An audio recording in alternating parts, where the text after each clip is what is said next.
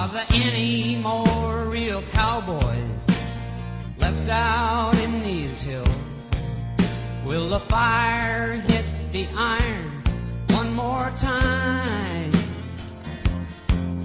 And will one more dusty pickup come rolling down the road with the load of feed before the sun gets high? Well, I hope that working cowboy never dies.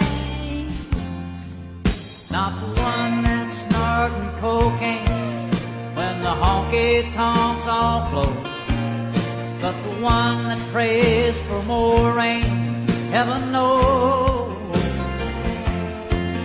That the good feed brings the money, and the money buys the clothes.